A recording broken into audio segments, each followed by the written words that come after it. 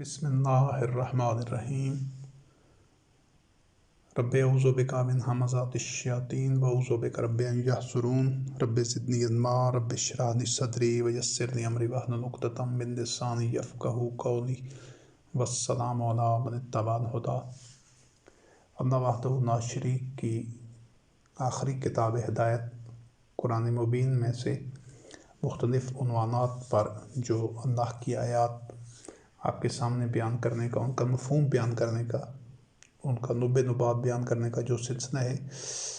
یہ دو حصوں پر مشتمل ہے بنیادی طور پر۔ پہلا حصہ طاغوت سے متعلق ہے اور دوسرا حصہ جو ہے وہ اس طاغوت میں وہ تمام کفار، مشرکین، منافقین، مجرمین اور عباد الطاغوت، یہ سب لوگ اس میں شامل ہیں، اور ان کی عادات و اطوار اور ان کی جو نفسیات و شخصیت اور معاشرت ہے اس سے متعلق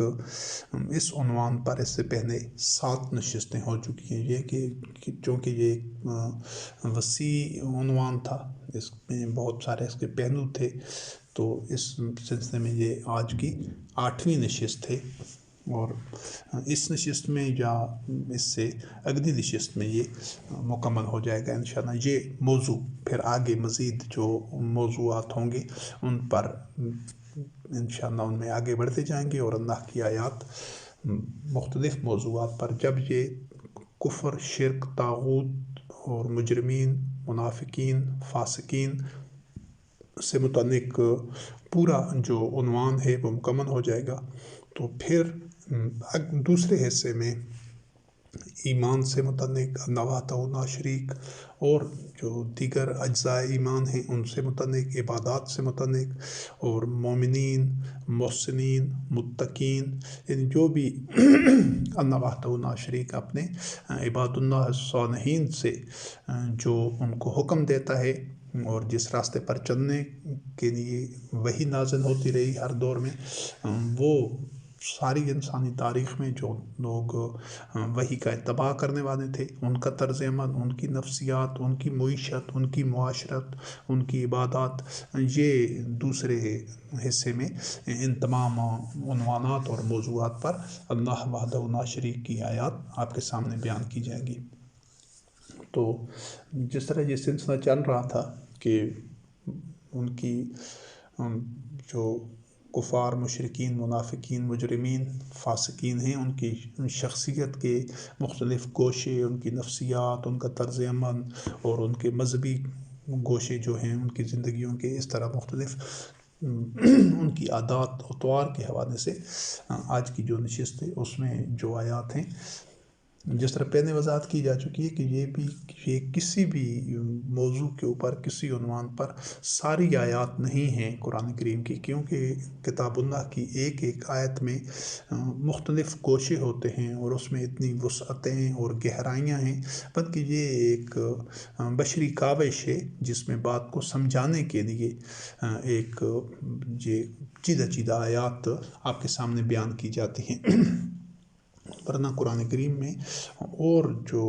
اہل علم لوگ ہیں، جو راسخون فی العلم ہیں، وہ مختلف ایسی کتنی ہی آیات ہیں جو انہی سے متعلق اور ان کی شخصیت کی مختلف گوشے واضح کرتی ہیں، لیکن یہ جو ایک کاوش ہے، یہ اس کا مقصد یہ ہے کہ جو بنیادی خدوخات ہیں، جو سٹرکچر ہے، جو نقشہ ہے، تاکہ وہ طاغوت اور عباد الطاغوت کو پہچان لیا جائے، اور مومنین ان میں سے کوئی ایسی عادت، کوئی ایسا رویہ، کوئی ایسا عمل نہ کریں، کیونکہ ان میں سے پہلے جس طرح اس کو واضح کیا گیا ہے کہ کسی ایک عادت کا، کسی رویے کا، کسی عمل کا جہالت میں ارتکاب ہو جاتا ہے تو وہ اس پر اصرار نہ کریں مومنین، اور فوراً توبہ کریں، اور اس پر دوام بالکل نہ کریں کہ جب اللہ کی آیات ان کے سامنے آ جائیں اور پھر ان میں سے کسی ایک عمل پر بھی اگر وہ اصرار کرتے رہے، اس کو دہراتے رہے، تو یہ ناقابل معافی جرم ہے، اور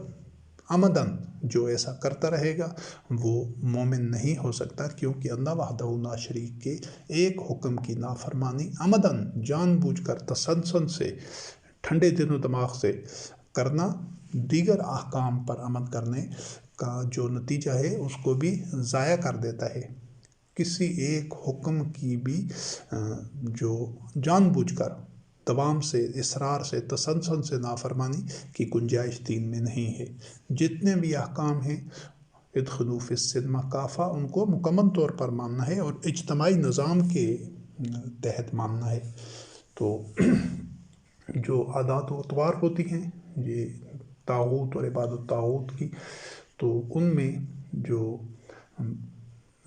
شیطان ابلیس کے متعلق اللہ رب کریم نے فرمایا کہ یہ اس کا الگ سے موضوع ہے، جس میں شیطان اور ابلیس اور اس کی ذریت اور اولیاء شیطان کا حوالہ موجود ہے، کہ اس کی وضاحت موجود ہے۔ تو یہ جو جس آدمی کے یہ دو سطح پر ہوتا ہے شیطان کے، یا تو یہ وسوسے کی صورت میں انسان کے باطن سے، اس کے نفس میں سے یہ منفی خیالات اور یہ تخریبی جو سرکشی کے عناصر ہیں، یہ تحریکات، خیالات، رجحانات جو اندر سے پیدا ہوتی ہیں، یہ شیطانی وسوسے ہوتے ہیں، یہ سافٹ ویئر کی صورت میں ہوتے ہیں۔ اور دوسرے جو لوگ معاشرے میں کسی بھی دور، کسی بھی قوم میں ان منفی جذبات، ان منفی تحریکات اور منفی خواہشات، ہوائے نفس اور شہوات کے پتلے بن جاتے ہیں، وہ ان کے اسیر ہو جاتے ہیں، وہ ایسے لوگوں کو ایسی منفی خواہشات، تحریکات ڈرائیو کر رہی ہوتی ہیں، وہ ان پر غالب ہوتی ہیں، تو ایسے افراد بھی شیاطین ہوتے ہیں اور یہ ابلیس ہوتے ہیں، ابلیس کے چلتے پھرتے پیکر ہوتے ہیں شیطان کے، ابلیس کے۔ تو شیطان کو کہیں الگ سے ایسی مخلوق نہیں سمجھنا کہ وہ کوئی ایسی نظر نہ آنے والی کوئی مخلوق ہے، باہر سے کہیں الگ موجود ہے جس طرح دیگر مخلوقات ہیں۔ تو شیطان انہی دو پیکروں میں ہوتا ہے، یا وہ نفس سے پیدا ہونے والے یہ جو منفی جذبات، تخریبی اور تحریکات ہوتی ہیں، ہوائے نفس اور مختلف قسم کے فساد پھیلانے والے جو جذبات ہوتے ہیں، وہ شیطان ہوتے ہیں۔ اور جب ایسے لوگ جو ان کے ہاتھوں بالکل وہ ایسے جذبات ان پر قابض ہو جائیں اور لوگ ان کے اسیر بن جائیں، تو پھر وہ لوگ شیطان بن جاتے ہیں، اور معاشرے میں ایسے چلتے پھرتے بے شمار شیاطین موجود ہوتے ہیں۔ تو اس سلسلے میں اللہ رب العزت نے جو واضح کیا ہے کہ جب اس کو سجدے کا حکم دیا گیا تھا، تو اس نے کہا کہ انا خیر منہم، کہ میں تو اسے آدم سے بہتر ہوں، اس کو مٹی سے پیدا کیا گیا ہے، جبکہ مجھ کو آگ سے پیدا کیا گیا ہے۔ تو اللہ رب کریم نے فرمایا کہ اس جو مقام ہے جو تجھے حاصل ہے، جو درجہ، تو اس سے نیچے چلا جا، یعنی اس کو تحقیر و تذلیل کا باعث بنا، اس کا وہ رویہ جو تکبر اس نے کیا تھا، تو اس کو دھتکار دیا گیا اور اس کو ہمیشہ کے لیے ایک ناقابل معافی جرم قرار دیا گیا کہ جو لوگ یہ تو ہو گیا ایک وضاحت کرنے کے لیے کہ یہ شیطانی جذبات یا شیطانی محرکات، تحریکات کیا ہوتی ہیں۔ وہ جس کے دل میں بھی یہ خیال پیدا ہوتا ہے کہ میں دوسروں سے بہتر ہوں، تو یہ خیال چاہے وہ کسی وجہ سے بھی اپنے آپ کو بہتر سمجھ رہا ہو، کہ میرا علم زیادہ ہے، میرا تقوی زیادہ ہے، میرے پاس مال دولت زیادہ ہے، میرا حسب نسب کوئی دوسروں سے بہتر ہے، کسی بھی حوالے سے جو آدمی اس ظان میں مبتلا ہوتا ہے، اس باطن تصور میں مبتلا ہوتا ہے کہ میں تو، وہ فیصلہ کر لیتا ہے کہ میں دوسروں سے بہتر ہوں کسی بھی حوالے سے، خود اپنے آپ کو جو بہتر تسلیم کرتا ہے، قرار دیتا ہے، یا اگر وہ زبان سے نہیں بھی کہتا لیکن اس کے عمل سے ظاہر ہو رہا ہے، یا اس کے دل میں یہ چیز جاگزین ہو چکی ہے کہ میں دوسروں سے بہتر ہوں، تو یہ شیطانی جذبے کے ہاتھوں وہ شیطان بن چکا ہوتا ہے، وہ شیطان مجسم ہوتا ہے۔ یہ جو تکبر ہے، دوسروں سے خود کو بہتر سمجھنا، کیوں کہ انسان جو انبیاء علیہ السلام جو مختلف ادوار میں وہ اللہ وحدہ لا شریک کا انتخاب تھے، وہ صاحب وحی تھے، تو ان کی جو شخصیت تھی، ان کا جو کردار تھا، ان کا جو اسوہ حسنہ تھا، وہ وحی کے अवनीन उन पर नाज़िल हो रही थी, मुखातिब थी, उनकी जो शख्सियत थी वो ऐसी नहीं थी कि उस पर कोई एतराज़ किया जा सके, जो उसमें कोई ऐसी खामी या कोताही या कोई नुक्स था। ये सिर्फ उनके हवाले से है। बकाया जो मोमिनीन होते हैं, आम अफराद होते हैं, जिस तरह हम सब हैं, आम बशर हैं, तो इसमें मामला ये होता है कि हो सकता है किसी शख्स की कोई एक शोबा, उसकी ज़िंदगी का कोई एक मामला वो बहुत अच्छा हो उसमें, और किसी दूसरे मामले में उसमें कुछ कमी हो, कोताही हो, जबकि उसके बरक्स कोई दूसरा आदमी हो, उसका वो शोबा जिसमें इसकी कमी कोताही है, उस मामले में वो ज़्यादा स्ट्रॉन्ग हो, मजबूत हो, लेकिन किसी और गोशे में वो उसमें कुछ बशरी कमज़ोरियाँ, खामियाँ पाई जाती हों। तो ये इसी तरह ही है, सारे लोग इसी तरह हैं, कोई आदमी परफेक्ट नहीं है, आइडियल नहीं है। तो जब ये सब में ये चीज़ यकसां है, हमने कोशिश कर दी है कि उनकी मुमकिन हद तक उनको इम्प्रूव करें, इस्लाह करें, वतवासौ बिल हक़ के वतवासौ बिस सब्र, कि किसी में कोई कमी देखें, कोताही देखें, किसी में कोई लग़ज़िश देखें, तो सब मोमिनीन मिलकर उसको उसकी इस्लाह के लिए उसकी मदद करें। लेकिन जब ये तसव्वुर, ये है मोमिनीन का मुआशरा, उनकी अप्रोच और नफ्सियात, लेकिन जब ये तसव्वुर किसी में पुख्ता हो जाएगा, ये ख़यालात जब उसका इजहार करने लगेगा कि मैं दूसरों से बेहतर हूँ, वो अपने लिए बड़ा प्रोटोकॉल चाहेगा, बड़ा मकाम व मर्तबा चाहेगा, अपने लिए बड़ी आसाइशें और बड़ी जो अल्लाह की नेमतें हैं, हम सबसे ज़्यादा उसका अपना इस्तेहकाक समझेगा, ज़्यादा से ज़्यादा देने की कोशिश करेगा। ये जितने एलीट क्लास है, जितने ये उमरा, रोसा, हुक्मरान और इस तरह के ये जो बड़े बड़े सरगने मजहबी पेशवा हैं, वो लोगों में बड़े बने होते हैं। ये जो बड़ा बनना है, ये शैतान की उसके ख़मीर में है, और यही इब्नीसियत है। तो मोमिन जो अल्लाह वहदहू ला शरीक पर ईमान लाने वाला है, अल्लाह रब्बुल इज़्ज़त ने उसको चाहे जितना रिज़्क़ में फजीलत दी हो, जितना इल्म दिया हो, जितना वो एहसान करने वाला हो, तक़वे वाला हो, तो वो और ज़्यादा अल्लाह की खशियत में और तक़वा में बढ़ता जाता है। तो वो तो कभी भी अपने आप को दूसरों से बेहतर नहीं समझ सकता। तो इस चीज़ को समझना ज़रूरी है। और आज बन के सारी इंसानी तारीख़ में ये जो तकब्बर है, दूसरों से अपने आप को बेहतर समझना, ये रंग, नस्ल, ज़ुबान, माल दौलत और मुख्तलिफ़ ये आजकल जो स्किल्स आ गई हैं कि ये मैंने तो डिग्रियाँ की हुई हैं, मैं फ़लाँ शोबे में हूँ, मैं डॉक्टर हूँ, इंजीनियर हूँ, या साइंटिस्ट हूँ, या मेरे पास इंडस्ट्रियलिस्ट हूँ, या बड़ी महारत है,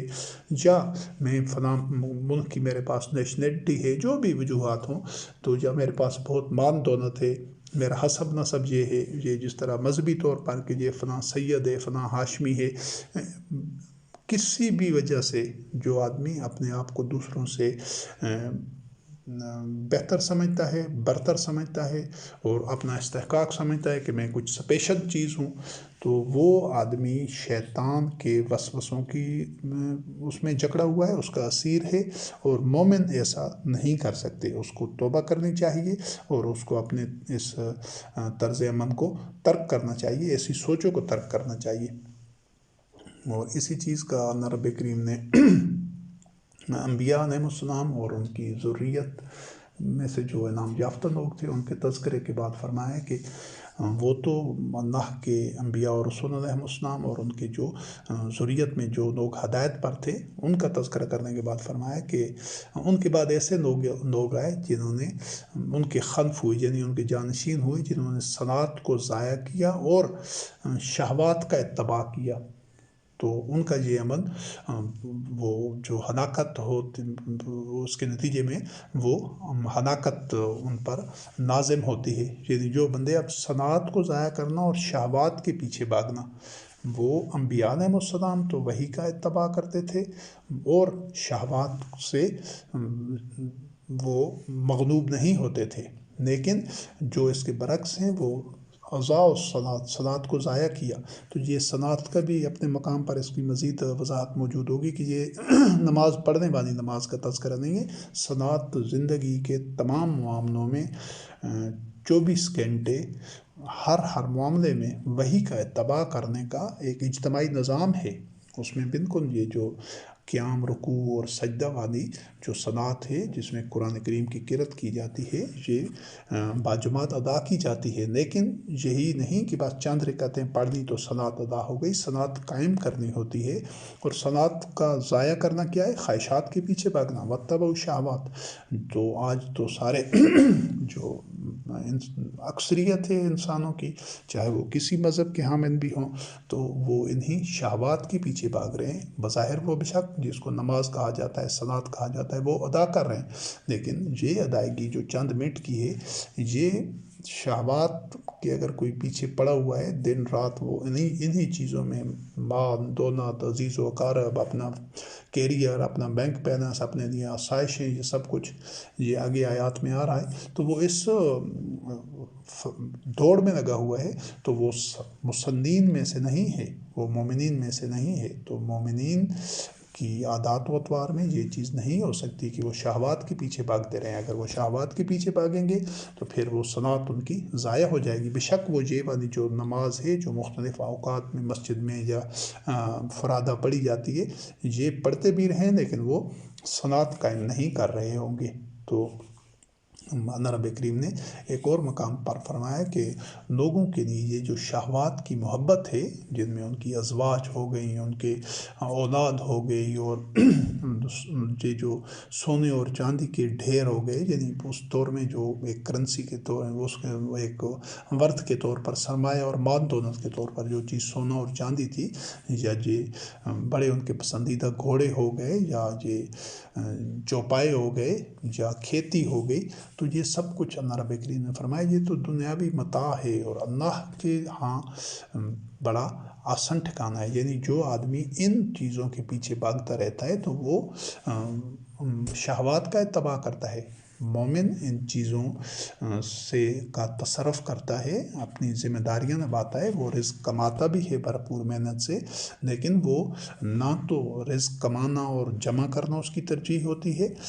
और ना ही वो इन ख्वाहिशात में अंधा और पागल हुआ होता है कि मेरे लिए ज़्यादा से ज़्यादा सरमाया हो, मेरे बड़ा ख़ानदान हो, बड़ा जत्था हो, बड़ा कबीला हो, या मेरे पास ये सवारियाँ हों बड़ी पसंदीदा, या जायदादें हों। वो इनके बढ़ाने में नहीं, बल्कि वो भरपूर मेहनत के बाद जो उसका माहसन होता है, वो उस माहसन में से अपनी ज़रूरत पूरी करता है, एतदाल के साथ ना बुखल करता है, ना इसराफ़ व तबज़ीर करता है, बल्कि एतदाल के साथ वो खर्च करके बकाया वो फ़ी सबीलिल्लाह दूसरे मोमिन भाइयों के लिए, दूसरे लोगों के लिए जो जिनकी इक्तसाब रिज़्क़ की सलाहियत कम है, वो इतना नहीं कमा सकते कि उनकी ज़रूरियात आसान तरीके से पूरी हों, वो उनके लिए खर्च कर देता है, खुला छोड़ देता है, उन्हें नंबर के सामने पेश कर देता है कि ये मेरी ज़रूरत से ज़्यादा है, इसको फ़ी सबीलिल्लाह ये हाज़िर है। ये जो फ़र्क है कि इस तरीके से जिसको अल्लाह रब्बुल करीम ने कुल आफ़ो के अल्फाज में बयान किया है कि ये पूछते हैं कि क्या ख़र्च करें फ़ी सबीलिल्लाह, तो अल्लाह रब्बुल करीम ने फरमाया कि जो ज़रूरत से ज़ायद है वो ख़र्च कर दो, यानी अपनी ज़रूरतें एतदाल, और कभी भी मोमिन में वो जो हुब्ब शहवात के पीछे वो नहीं भागता। तो इस चीज़ को समझना बड़ा ज़रूरी है, क्योंकि ये ऐसी बीमारी है,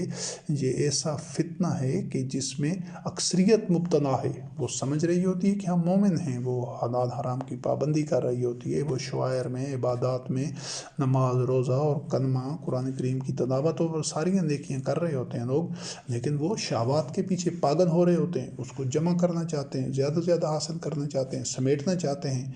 तो इसकी हवस की उनकी कोई इंतहा ही नहीं होती। तो ये जो नफ्सियात हैं, इसकी मोमिन कभी ये नहीं अपना सकता, जिस तरह वो तकब्बर नहीं कर सकता। और इसका अगर कोई एक पैमाना देखना चाहें या परखना चाहें कि क्या हम अपनी हवाए नफ्स का इत्तबा कर रहे हैं या हम वही का इत्तबा कर रहे हैं, तो उसका अल्लाह वहदहू ला शरीक ने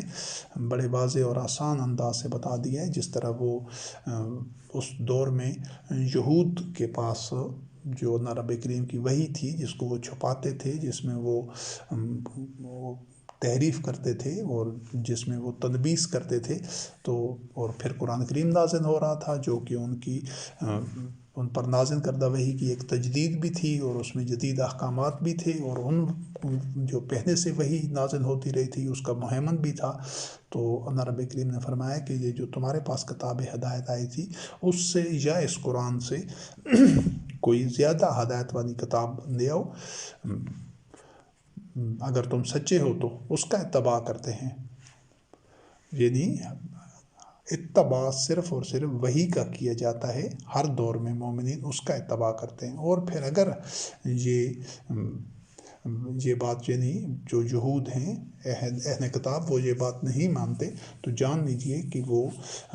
ہوا کا، اپنی خواہشات کا اتباع کرتے ہیں، اور اس سے بڑھ کر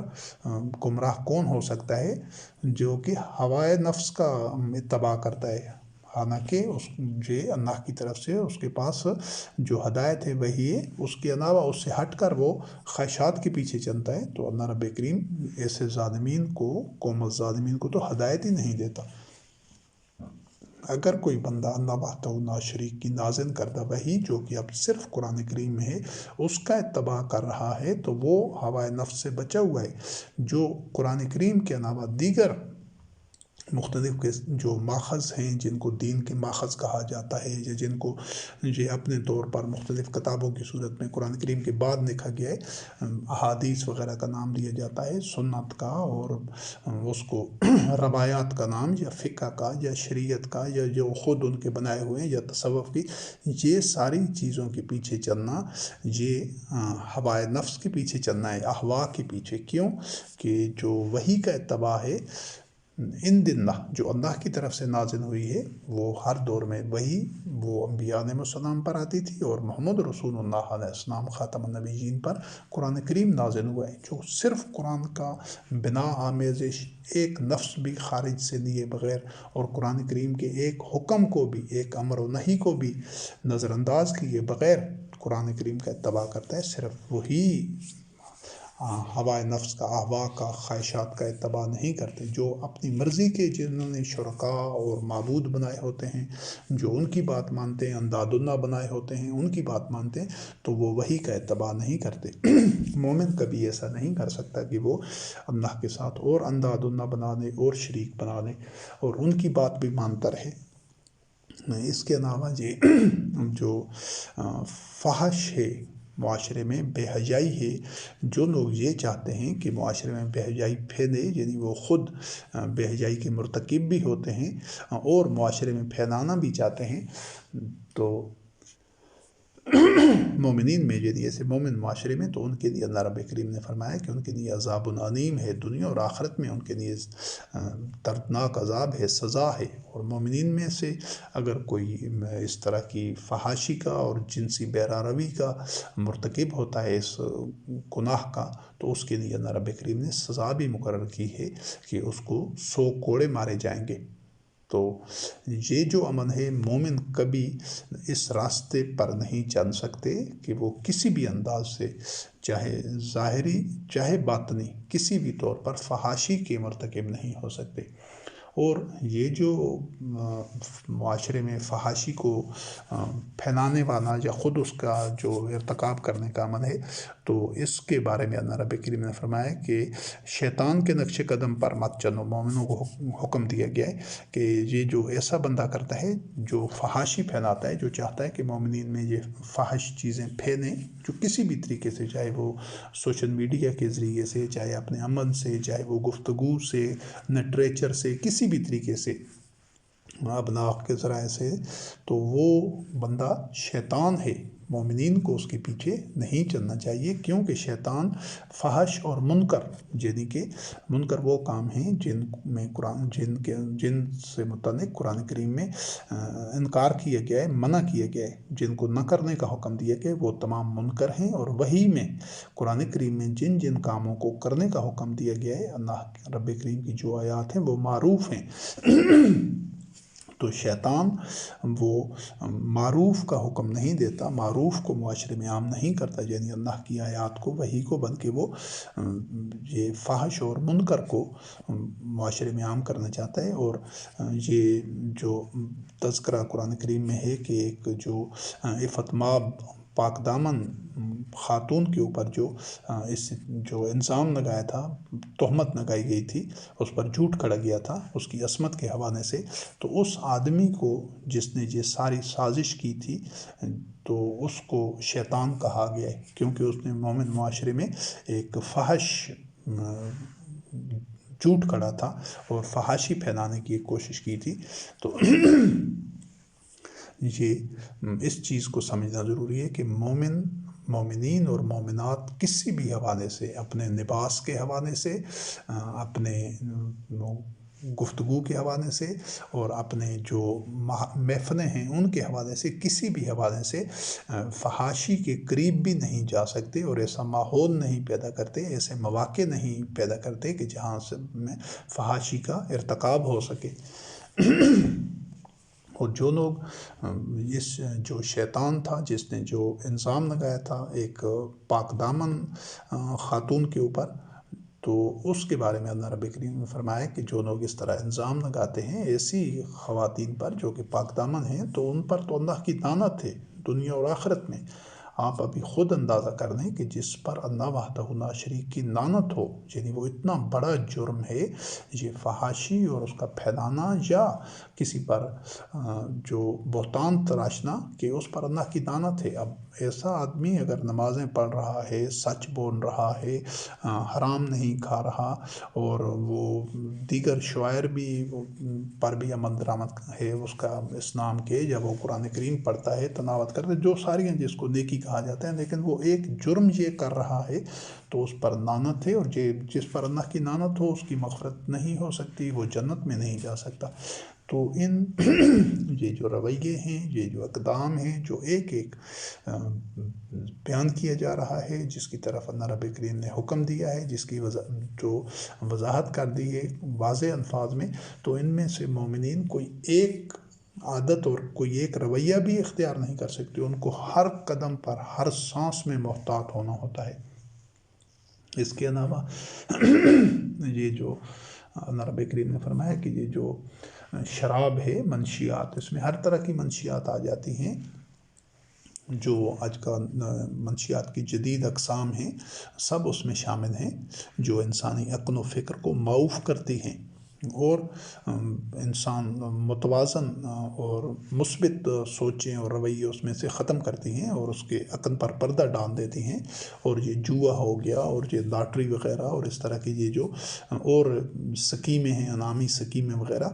یہ سب شیطان کے عمل ہیں۔ ان سے فاجتنبوہ لعلکم تفلحون، فلاح پانے کے لیے ان سب سے بچنا ضروری ہے۔ اور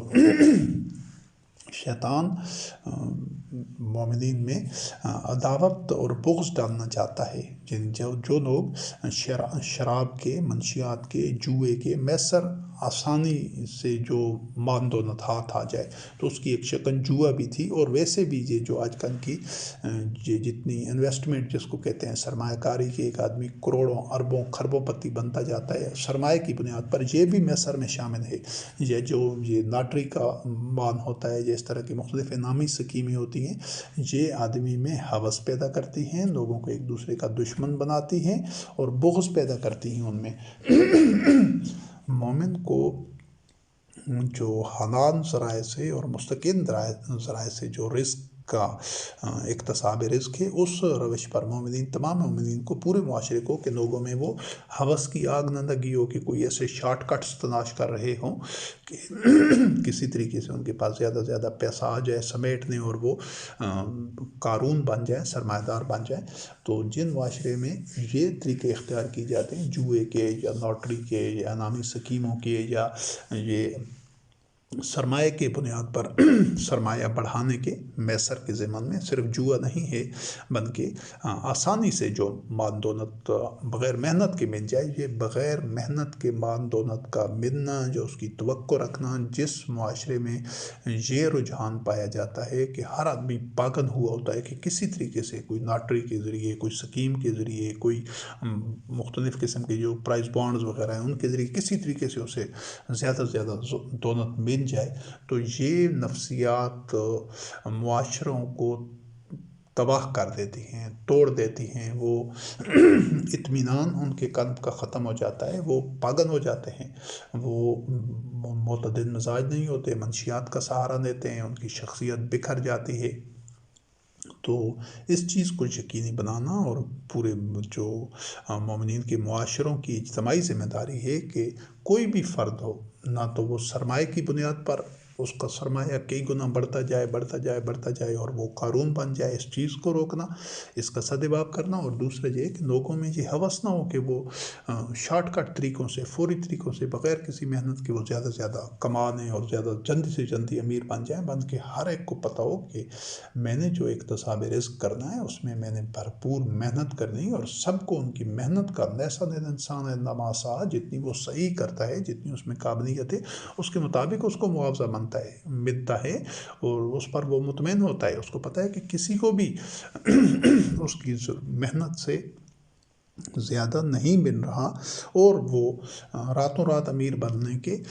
جو نفسیات ہیں اس سے نکلتے ہیں۔ تب ہی مومن اور سارے معاشرے کے لوگ، جب ایک ایسا سسٹم بنا ہوتا ہے تو اس چیز کو سمجھنا بڑا ضروری ہے۔ اور آج دنیا کے اکثر ممالک میں لوگوں کی اکثریت اسی فریب میں مبتلا ہے اور اسی ہوس کی آگ ان میں بھڑک رہی ہے، اور جب وہ ان کی خواہشات یقینی طور پر ابھی کوئی انعام ہے، کوئی لاٹری ہے یا کوئی طریقہ ہے ایسا شارٹ کٹ دولت کے حاصل ہونے کا، تو وہ 100 بندے ہیں تو 100 میں سے شاید 2 4 6 تو ایسا ان کو مواقع مل جائیں یا وہ امیر بن جائیں شارٹ کٹ طریقے سے، لیکن جو پیچھے بقیہ 95% لوگ ہیں، 97%، تو وہ ان میں احساس کمتری، احساس محرومی اور احساس ناکامی ان میں پختہ تر ہوتا جائے گا۔ تو ان نفسیات کے ساتھ مومن کبھی نہیں رہ سکتا۔ تو اس وجہ سے معاشرے میں ان خباثتوں کا، ان شیطانی کاموں کا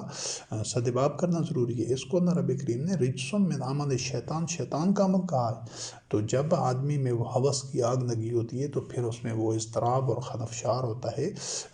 ہوس کی وجہ سے، لالچ کی وجہ سے، کہ پھر جب وہ اس کی تمنا پوری نہیں ہوتی تو اس کے رویے متوازن نہیں رہتے، اس کی جو ذمہ داریاں اچھے طریقے سے پوری نہیں کر سکتا، اور وہ اس کا تزکیہ نفس نہیں ہو سکتا۔ تو یہ چیزیں اس کے جو ہدایت پر عمل کرنا ہے اس کے راستے میں بہت رکاوٹ بنتی ہیں۔ تو مومن کبھی ایسے نہیں کر سکتے۔ تو اور یہ چیزیں اللہ کے ذکر سے روکتی ہیں۔ ایک بندہ ہے 24 گھنٹے اس کے سر پر مال و زر کی اور خود مترفین بن جانے کی، قارون بن جانے کی ہوس سوار ہے، تو وہ کبھی بھی نہ تو آسان انداز سے ہدایت کا اتباع کر سکتا ہے، نہ اللہ کے ذکر کا، نہ قرآن کریم سے، وحی سے روشنی حاصل کر سکتا ہے، اور نہ وہ صلاۃ قائم کر سکتا ہے معاشرے کے، کیونکہ صلاۃ یہ جسمانی نماز کا نام نہیں ہے۔ پہلے اس کی وضاحت ہو چکی ہے کہ یہ قلب سے اللہ کی اطاعت کا اور اجتماعی نظام ہے، جس میں ہر شعبہ زندگی میں وہ افراد اللہ کی وحی کا اتباع کر رہے ہوتے ہیں۔ تو جب ان میں یہ شراب ہو گیا، جوا ہو گیا، یعنی آسانی سے جس طرح سے بھی مال کمایا جا سکے بغیر محنت کے، اس کا کوئی بھی صورت ہو سکتی ہے۔ آج جدید دور میں اس کی کئی ایک یہ کرپٹو کرنسی ہو گئی اور اس طرح کے اور جو طریقے ہیں کہ جس میں بغیر محنت کے، اور سوشل میڈیا کے مختلف پلیٹ فارمز پر، یوٹیوب وغیرہ، اور اس میں جو محنت اتنی نہیں ہوتی لیکن اس کا معاوضہ کئی دفعہ اتنا ہوتا ہے، یا کئی ایسے بزنسز ہیں کہ جن میں اس کی محنت اور صلاحیت اور قابلیت کی نسبت تناسب سے معاوضہ نہیں ملتا، بلکہ اس کو جو مال دولت حاصل ہوتا ہے وہ اس کی محنت سے کئی گنا زیادہ ہوتا ہے۔ یہ ایک سارا فاسد معاشرتی نظام ہوتا ہے، ظالم معاشرتی نظام ہوتا ہے، جس میں ظلم ہو رہا ہوتا ہے، ناجائز استحصال ہو رہا ہوتا ہے۔ کچھ لوگ جو بھرپور محنت کر رہے ہوتے ہیں وہ محروم ہوتے ہیں، ان کی ضروریات بھی پوری نہیں ہوتی، اور کچھ کام چور، نااہل اور نکمے لوگ ہوتے ہیں، لیکن وہ غلط نظام کی وجہ سے یا اپنے سرمایہ کی بنیاد پر وہ بہت زیادہ سمیٹ رہے ہوتے ہیں، حالانکہ وہ معاشرے میں کوئی ایسا تعمیری کام نہیں سر انجام دے رہے ہوتے تو وہ محض وہ ایک غلط نظام کی وجہ سے وہ بہت زیادہ دونوں سمیٹ لیتے ہیں، اور لوگوں کی نظروں میں وہ بڑے پسندیدہ ٹھہر جاتے ہیں اور لوگ پھر اسی اپنی، چونکہ لوگوں کی بھی اکثریت کی وہ تربیت اور تزکیہ نفس نہیں ہوتا، تو وہ ان کو آئیڈین بنا دیتے ہیں. تو یہ سارا جو سٹرکچر ہے یہ مومن معاشروں کا اس طرح نہیں ہو سکتا. تو اس سے اللہ رب کریم نے منع کیا ہے. فَهَلْ أَنْتُمْ مُنْتَهُونَ، کیا تم اس سے رکتے ہو؟ اس وقت جس وقت قرآن کریم نازل ہو رہا تھا تو ان کی جو شکلیں تھیں، ان جرائم کی، یہ جوا، شراب وغیرہ اور میسر کی، وہ سادہ ترین سطح پر تھیں. آج وہ بہت پیچیدہ اور نئے وہ پیکروں میں یہ ساری جو شیطانی کام ہیں یہ نئے پیکروں میں، جس طرح فحاشی کا ہے تو اس وقت فحاشی کا ایک محدود تصور تھا وہ جنسی بہرحاوی کا، لیکن آج سائبر سیکس کی صورت میں اور سوشل میڈیا پر اور مختلف انداز ہیں ان فحاشی کے اور جرائم کے اور گندگی کے. تو ان کو آج کے معاشرے میں، آج کے دور میں مومنین نے یا مومن معاشرے نے سب نے مل کر پورے معاشرے کو اس آگ سے بچانا ہوتا ہے. جن معاشروں میں یہ آگ لگی ہوئی ہو تو وہ جو اللہ رب کریم نے فرمایا کہ نہ تو وہ اللہ کا ذکر اور نہ ہی صلاۃ پر کاربند رہ سکتے ہیں. تو اب چونکہ اللہ کا ذکر، استغفر اللہ، اس کو سمجھا گیا ہے کہ کوئی تسبیح پر اگر کوئی پڑھ رہا ہے عربی کے الفاظ تو وہ اللہ کا ذکر کر رہا ہے، یا کوئی اور مختلف کوئی وظیفے پڑھ رہا ہے تو اس کو ذکر کہا گیا. اللہ کا ذکر یہ نہیں ہے. اللہ کا ذکر یہ ہے کہ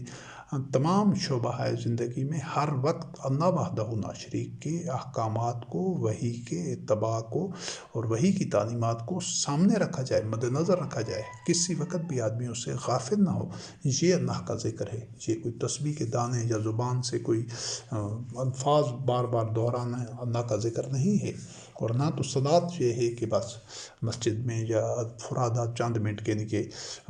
رکوع قیام سجدہ کرنے یا چند رکعتیں ادا کرنی اور صلاۃ ہو گئی، نہیں. تو یہ جب تک شیطانی کام معاشرے میں موجود ہوں گے تو نہ تو اللہ کا ذکر ہو سکتا ہے اور نہ صلاۃ کا قیام ہو سکتا ہے. پھر اس میں ایک اور غلط فہمی ہے جو کہ مسلمانوں میں خصوصی طور پر وہ تقدیر کے تصور سے ہے. اس کی وضاحت تو اپنے مقام پر تفصیل سے آئے گی، لیکن یہاں اتنا جان لیجیے کہ یہ جو مشرکین تھے تو ان کے بھی ایک باطل نظریات میں یہ تھا کہ اگر اللہ کی مشیت یہ ہوتی تو ہم شرک نہ کرتے اور نہ ہمارے آباء ایسا کرتے اور نہ ہم کسی چیز کو اپنی طرف سے حرام قرار دیتے. انہوں نے چونکہ حرام حلال ان کے مذہبی پیشواؤں نے خود قرار دیے ہوئے تھے. تو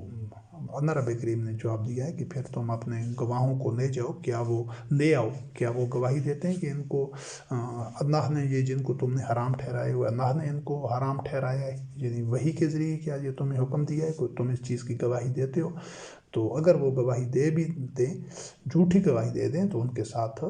گواہی نہیں دینا. یہ مومنین کو، محمد رسول اللہ علیہ السلام کو منع کیا گیا، یعنی تم اس کو حرام نہیں قرار دینا جس کو یہ حرام قرار دیں. کیونکہ انہوں نے اس کا پیچھے تذکرہ ہو چکا ہے کہ انہوں نے مختلف اپنی طرف سے من گھڑت مذہبی پیشواؤں کے کہنے کے اوپر چیزوں کو یہ حرام ہے، یہ حرام ہے، یہ اس طرح حلال حرام خود متعین کر رکھے تھے. تو اللہ وحدہ لا شریک حلال حرام کے تعین کا کسی بشر کو حق ہی نہیں دیتا، اختیار ہی نہیں دیتا. حلال حرام کا تعین اللہ وحدہ لا شریک خود کرتا ہے، چاہے وہ بشر کوئی نبی اور رسول ہی کیوں نہ ہو. جو حلال حرام اللہ وحدہ لا شریک تعین کر دیتا ہے، جس کا تمام نوع انسانی کو انہی کا پابند رہنا ہوتا ہے، بشمول انبیاء اور رسول علیہ السلام. اور پھر اللہ رب کریم نے فرمایا کہ آؤ میں تمہیں بتاتا ہوں کہ تم پر اللہ نے جو حرام کیا ہے کہ اس کے ساتھ شرک نہیں کرنا اور والدین کے ساتھ احسان کرنا ہے، اور اپنی اولاد کو یہ رزق کی کمی کے بنیاد کے اوپر کہ ان کا قتل نہیں کرنا. یہ اس مفہوم میں بھی ہے کہ ان کی مناسب تعلیم و تربیت کرنی ہے، اس پر جتنا بھی پیسہ خرچ ہونا ہوتا ہے اعتدال کے ساتھ. تو اس وجہ سے اپنی اولاد کو بغیر تعلیم و تربیت کے یا ان کی بنیادی ضروریات پوری کرنے کے ان کی پرورش نہ کرو. تو رزق تو اللہ رب کریم نے فرمایا کہ ہم خود دیتے ہیں. تمہیں بھی اور ان کو بھی، اور فحاشی کے نزدیک نہیں جانا، ما ظہر منہا و ما باطن، چاہے وہ آشکارا ہو چاہے وہ پوشیدہ ہو، اور جس کو اللہ نے جس نفس کو، جس جان کو، جس آدمی کو قتل کرنے سے روکا ہے، اس کو حرام کرا دیا، یعنی قتل ناحق، تو اس کو کسی کو قتل نہیں کرنا، یہ حرام ہے، اور اسی چیز کی تمہیں وصیت کی جاتی ہے تاکہ تم حقاً استعمال کرو، اور مال یتیم کے قریب نہیں جانا۔ یتیم سے عام طور پر جو مفہوم لیا جاتا ہے کہ جس کا والد فوت ہو گیا ہو، تو یتیم کا ایک وسیع عنوانی لفظ ہے کہ معاشرہ کے جو لوگ لاچار ہوں، جو تنہا ہو گئے ہوں، جن کے کوئی پرسان حال نہ ہو، تو ان کے مال کے نزدیک نہیں جانا، یعنی ناجائز طریقے سے ان کا مال نہیں کھانا۔ اس میں صرف آج کے دور میں اگر جدید معاشروں میں دیکھا جائے تو وہ تمام لوگ جو مزدور ہیں، جو پسے ہوئے ہیں، کچلے ہوئے ہیں، معاشرہ ان کو روند رہا ہے،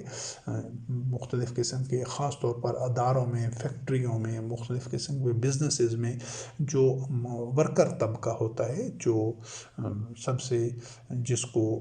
کم سے کم معاوضہ ملتا ہے، تو یہ ان کو کم سے کم دے کر جو سرمایہ دار ہوتا ہے، انڈسٹریلسٹ ہے، بزنس اونر ہے، وہ خود اپنے لیے زیادہ سے زیادہ رکھتا ہے، تو یہ بھی مال یتیم کھانے کے زمرے میں آتا ہے۔ کیوں کہ یہ جو اس طرح کے لوگ ہوتے ہیں جو مزدور ہوتے ہیں، ہیلپر ہوتے ہیں، اور ان کا کوئی اتنا کسی بھی حوالے سے کوئی ایسا اثر و رسوخ نہیں ہوتا، ان میں اتنی قوت نہیں ہوتی، اسی وجہ سے ان کا ناجائز استحصال کیا جا رہا ہوتا ہے۔ تو یہ نہیں ہے صرف کہ کسی کی وراثت میں سے یا کوئی بندہ مر جائے تو اس کے جو بچے ہوں، یتیم ہوں، ان کا مال کھا جانا یا ان کی وراثت کھا جانا، وہ بھی اس میں شامل ہے، لیکن عصر حاضر میں وہ جو معاشرے کے بے جار و مددگار لوگ ہیں، ان کو ان کا حق نہ دینا کسی بھی طریقے سے،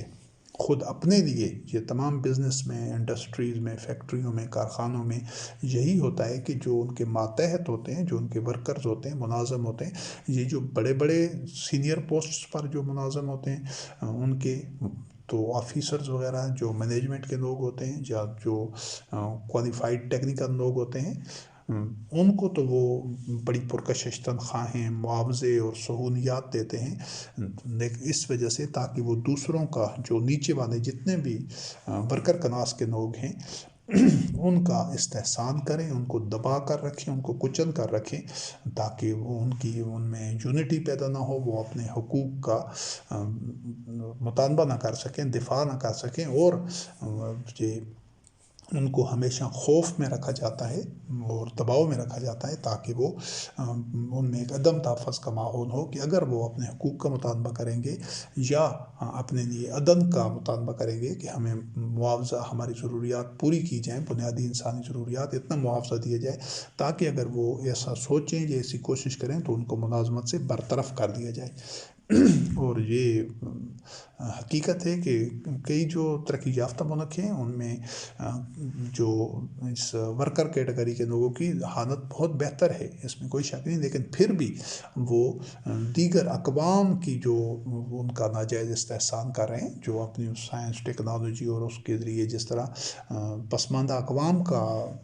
وہ بھی اسی ضمن میں آتا ہے کہ وہ بھی یہ چونکہ ان کے خام بان سے، افرادی قوت سے وہ بھرپور فائدہ اٹھاتے ہیں ترقی یافتہ ملک، لیکن وہ ان کو جو معاوضہ ہے، چونکہ مالیاتی نظام سارا انہی طاغوت کے پاس ہے، تو اس طریقے سے کمزور قوموں کو، پسماندہ قوموں کو محروم سے محروم تر کرتے جاتے ہیں۔ یہ بھی مال یتیم کھانے کے مترادف ہے اور اسی ضمن میں آتا ہے، لیکن یہ ایک بڑی پکچر میں جو اوپر کے لیول کی چیز ہے، تو یہ لیکن نوعیت اس جرم کی یہی ہے۔ اور یہ جو اس حوالے سے یہاں پر جو تذکرہ ہے جو یتیم کا مال ہے، وہ یہ کہ تاکہ ایسا نہ ہو کہ وہ جو یتیم بچے ہیں، ان کی جو وراثت ہے، جائیداد ہے، تو وہ ابھی ناسمجھ ہوں اور اس کا مال ہڑپ کر دیا جائے، ہضم کر دیا جائے، تو ان کو بڑا ہونے دیں، جب وہ سمجھدار ہو جائیں اور اپنے معاملات خود چلا سکیں، پھر ان کی وراثت ان کے حوالے کی جائے۔ اور یہ ماپ تول میں پورا ماپ تول دینا یہ بھی اسے ضمن میں آتا ہے کہ ایک بندہ ہے وہ اپنے ورکروں سے، مزدوروں سے، اپنے ماتحتوں سے کام تو پورا لیتا ہے لیکن ان کی بنیادی ضروریات پوری نہیں کرتا، بلکہ جو آمدن اور منافع کا زیادہ حصہ ہوتا ہے وہ خود ہڑپ کر جاتا ہے، لیکن ان کو کم سے کم دیتا ہے۔ تو یہ بھی اسی ضمن میں، ایک تو جو ناپ تول ہے جو معاشرے میں لین دین خرید و فروخت میں ہوتا ہے وہ بھی اس میں شامل ہے، اور اس لیول میں بھی کہ دوسروں کو ان کا حق کم سے کم دینا اور خود زیادہ سے زیادہ دینا، یہ بھی اس ضمن میں، یہ بھی اسی طرح جرم ہے۔ اور اللہ رب کریم کسی پر بھی اس کی جو وسعت ہے، جو اس کی استطاعت ہے، اس سے زیادہ ذمہ داری نہیں ڈالتا، اور جب بات کرو تو عدل کے ساتھ کرو، اور بے شک وہ تمہارے کسی عزیز و اقارب کے خلاف ہی وہ بات کیوں نہ جاتی ہو، اس کو اپنے مقام پر جب مومنین کی جو نفسیات اور روش اور طرز عمل ہوگا اس میں اس کی وضاحت زیادہ تفصیل سے ہوگی کہ مومن جو ہوتا ہے وہ حق بات کرنے کے معاملے میں خود اگر وہ حق کی گواہی اس کے اپنے خلاف جاتی ہے تو وہ اس کو بھی حق کی اللہ کے لیے وہ گواہی دیتا ہے، اور جب کوئی اس کے عزیز و قارب کا مسئلہ ہو، اس نے کوئی جرم کیا ہو، اس سے کوئی غلطی سرزاد ہوئی ہو تو وہ مومنین کے علم ہو تو وہ چھپاتا نہیں ہے اس وجہ سے کہ یہ سزا سے بچ جائے، چاہے وہ اس کے بیٹے ہوں، بھائی ہوں، کوئی بھی ہو اس کے اہل خانہ میں سے، کیوں کہ اس نے گواہی اللہ کے لیے دینی ہوتی ہے۔ گو کہ یہ ایک بہت مشکل مرحلہ ہے، لیکن مومنین اس مرحلے پر کھرے ثابت ہوتے ہیں اور اس معیار پر پورے اترتے ہیں کہ وہ اللہ کے لیے گواہی دیتے ہیں اور اللہ کے عہد کو پورا کرتے ہیں۔ یہ اپنے مقام پر آ چکا ہے کہ اللہ رب کریم کے ساتھ جو عہد کرنا ہے وہ اپنے جان مال اس کے ہاتھ پر بیچنے ہیں جنت کے عوض، بیعت کر کے، اور اللہ کی وحی کا اتباع کرنا، اسی وحی کو دوسروں تک پہنچانا، یہ سارے عہد اور میثاق کا قرآن کریم میں ایک الگ سے موضوع بھی ہے، تو اس کو اپنے مقام پر اس کی مزید وضاحت آئے گی۔ اور ایسے لوگوں کی جو عباد الطاغوت ہوتے ہیں ان کی نفسیات میں ایک چیز یہ بھی ہوتی ہے کہ وہ کرکٹ کی طرح رنگ بدلتے ہیں، وہ اپنے کون و اقرار کے، اپنے موقف کے پکے نہیں ہوتے، ناقابل اعتبار ہوتے ہیں، وہ چڑھتے سورج کے پجاری ہوتے ہیں، حالات ان کی موافقت میں ہوتے ہیں تو ان کا رویہ اور ہوتا ہے، جب حالات ان کے خلاف ہوتے ہیں، صورتحال ایسی ہوتی ہے تو ان کا رویہ تبدیل ہو جاتا ہے۔ اس کی مثال یہ بنی اسرائیل کے حوالے سے بھی اس کا تذکرہ ہے، اور مقامات پر بھی مختلف حوالے موجود ہیں کہ وہ موسیٰ کلیم اللہ سلام علیہ سے کہتے تھے کہ اے ساحر کا لفظ جھوٹے کے مفہوم میں بھی آتا ہے، جادوگر کے بھی مفہوم میں آتا ہے، تو وہ چونکہ وحی کا اتباع نہیں کر رہے ہوتے تھے، اس پر ایمان نہیں لا رہے ہوتے، تو وہ ساحر کہتے تھے موسیٰ کلیم اللہ سلام علیہ کو کہ رب سے ہمارے لیے دعا کر کہ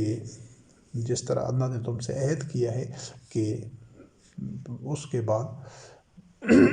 ہم ہدایت پر آ جائیں گے، یعنی جب وہ مشکل میں ہوتے، کسی ابتلا میں ہوتے، مصیبت میں ہوتے، تو وہ اس سے نکلنے کے لیے کہ جس طرح اللہ نے وعدہ کیا ہے کہ اللہ مومنین کو اس سے مصائب سے اور تکالیف اور ان اذیتوں سے، عذاب سے نجات دیتا ہے، تو تم اللہ سے دعا کرو کہ ہم پھر ہدایت پر آ جائیں گے۔ جب اللہ رب کریم ان میں سے وہ عذاب، وہ جو مصیبت تھی، ابتلا، فتنہ جس میں وہ مبتلا ہوتے تھے، تو وہ ان سے دور کر دیتا اپنے قانونی مشیت کے مطابق، اپنی مشیت اور اذن کے مطابق، تو پھر وہ اپنے اس عہد کو توڑ دیتے تھے اور وہ کہتے تھے کہ نہیں، واپس اپنے اسی موقف پر آ جاتے تھے، گویا کہ انہوں نے یہ عہد کیا ہی نہیں ہوتا تھا۔ یہ ان کی نفسیات تھی۔ تو مومن ایسے نہیں ہو سکتے، وہ جو عہد کرتے ہیں وہ ہر حالت میں اس کی پاسداری کرتے ہیں، اور وہ کرکٹ کی طرح رنگ نہیں بدلتے کہ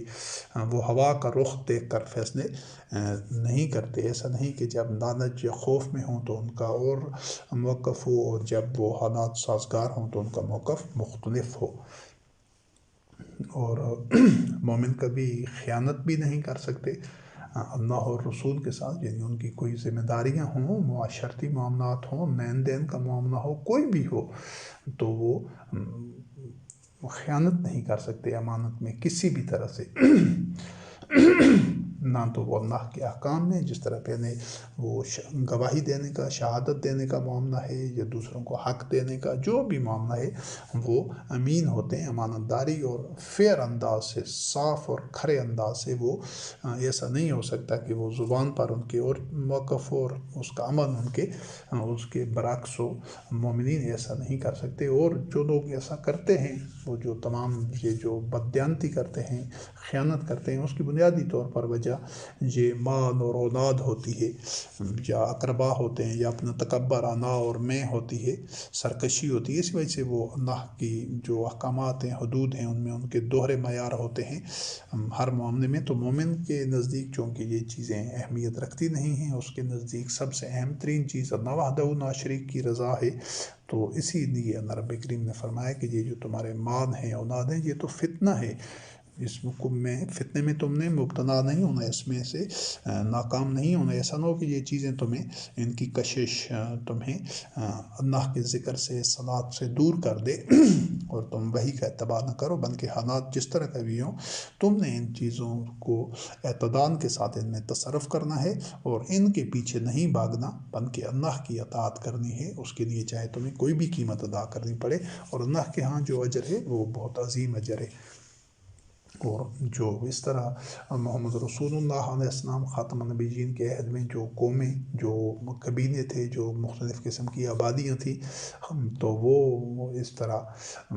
مختلف اپنے معاہدوں کے سلسلے میں خیانت کرتے تھے۔ ایک معاہدہ کیا، پھر پورے قوم، پورا قبیلہ اس معاہدے سے پھر گیا۔ تو اسی پس منظر میں اللہ رب کریم نے فرمایا کہ اللہ تو خیانت کرنے والوں کو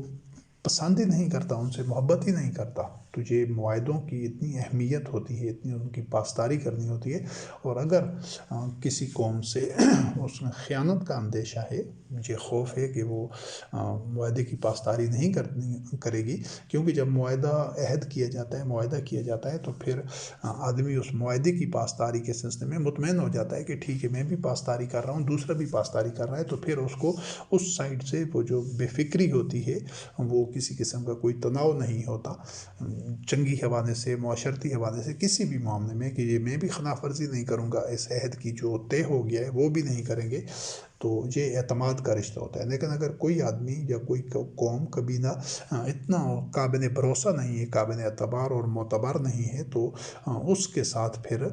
یہ عہد اور معاہدہ کیا ہی نہیں جا سکتا۔ کیوں کہ وہ اس میں خیانت کرے گا، تو خیانت کی صورت میں وہ زیادہ نقصان پہنچائے گا۔ تو اس تناظر میں اللہ رب کریم نے فرمایا کہ ایسے لوگوں کے ساتھ معاہدے توڑ دو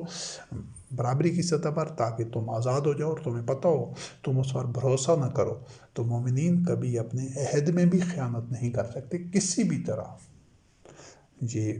بنیادی چیزوں سے، بنیادی معاشرتی جو اوصاف ہیں مومنین کے، اس حوالے سے یہ اللہ رب کریم کے احکامات ہیں۔ اور ایک اس ضمن میں اور ایک دو آیات ہیں کہ وہ جھوٹ کی گواہی نہیں دے سکتے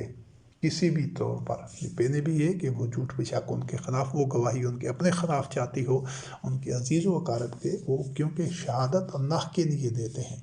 جھوٹی گواہی نہیں دے سکتے۔ اور جب یہ لغویات اور بے مقصد باتیں اور یہ جو کھیل تماشے اور یہ چیزیں ہیں، تو وہ ان میں مبتلا نہیں ہوتے، بلکہ ان کے پاس سے ان کا گزر بھی ہو تو بڑی تکریم کے ساتھ گزر جاتے ہیں، وہ ان میں الجھتے نہیں ہیں۔ لہو و لعب میں اور اس طرح کی جو واہیات میں فنی ہوتی ہیں،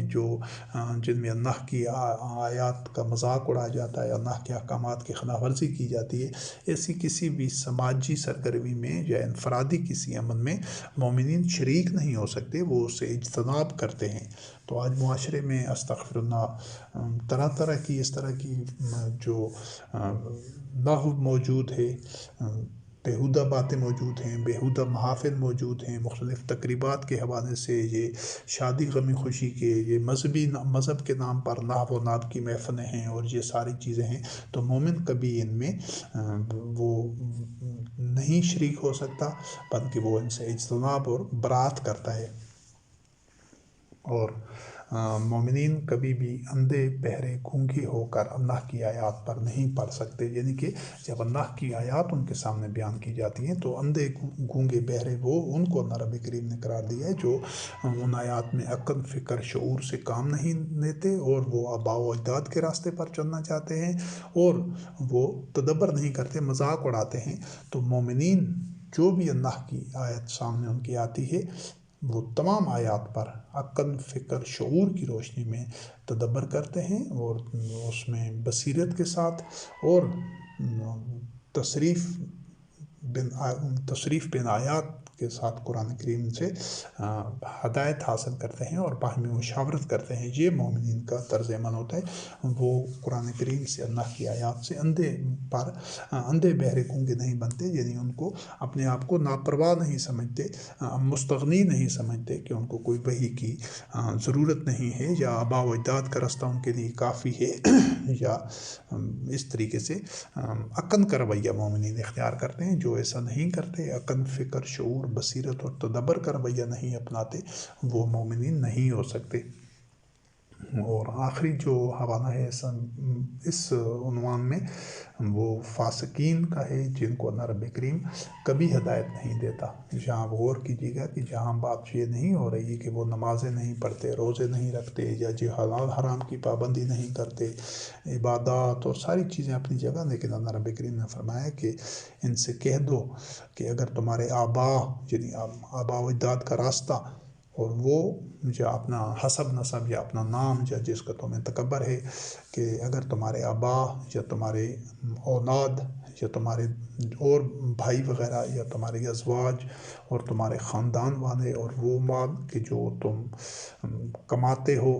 اور وہ تجارت جس کی مندی سے تم ڈرتے ہو، بزنس ہو گیا، یعنی کسی بھی طرح کا بزنس ہے، کاروبار ہے، تو وہ تم چاہتے ہو کہ وہ ہمیشہ پھلتا پھولتا رہے، اور وہ جو خوشنما اور جو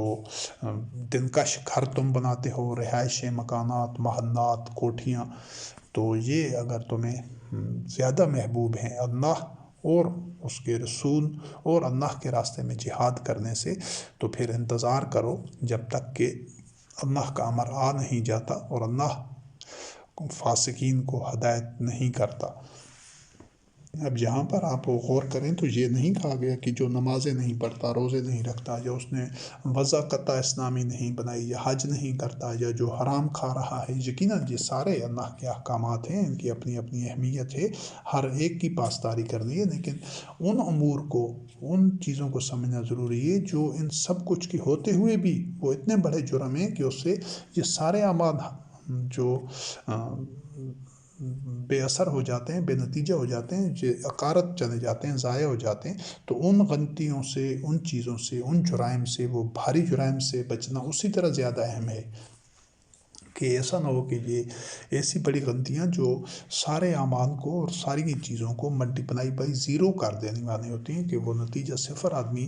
سب کچھ کرنے کے باوجود بھی جہنمی کا جہنمی رہے۔ جس طرح مشرکین تھے، وہ مشرکین مکہ صلاۃ بھی ادا کر رہے تھے، حج بھی کر رہے تھے، حلال حرام کی پاسداری بھی کر رہے تھے، عبادات بھی کر رہے تھے، جو بھی تھے، لیکن وہ اللہ وحدہ لا شریک کی نازل کردہ وحی پر نہیں چل رہے تھے، بلکہ وہ اپنے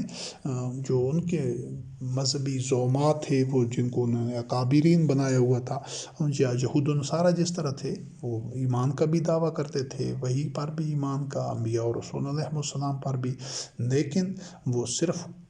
وحی کا، قرآن کریم کا اتباع نہیں کر رہے تھے، تو ان کا بھی سب کچھ عقارت جا رہا تھا۔ تو یہ جو اس آیت میں اللہ رب کریم نے بتایا کہ اگر ان میں سے کوئی بھی چیز تمہیں زیادہ محبوب ہے، یعنی اگر ان میں سے کوئی چیز تمہاری ٹاپ پریورٹی پر ہے، اولین ترجیح پر ہے، سب سے تمہیں زیادہ محبوب اللہ وحدہ لا شریک پر ایمان، اور جو اقامت دین کا نظام ہے جو محمد رسول اللہ علیہ السلام نے اپنے دور میں قائم کیا ہوا تھا، اور ہر دور کے مومنین کو اسی طرح وہ ایسا معاشرتی سٹرکچر، ڈھانچہ اور میکنزم بنانا ہوتا ہے جو انہیں امر کے ذریعے بنتا ہے، اب قیامت تک اسی کے ذریعے بننا ہے، تو اس کو اولین ترجیح پر رکھنا چاہیے، یعنی سب سے اولین ٹاپ پریارٹی اللہ رب وحدہ لا شریک کے راستے میں حق قیام کے لیے، اقامت دین کے لیے جو جد و جہد ہو اس کے لیے، چاہے پھر اس کو اپنے آبا کے راستے کو چھوڑنا پڑے، اپنی اولاد سے ترک تعلق کرنا پڑے، یعنی اس حد تک مخالفت ہو جائے کہ کسی کی اولاد یا اس کے بھائی یا اس کی ازواج یا اس کے خاندان کے لوگ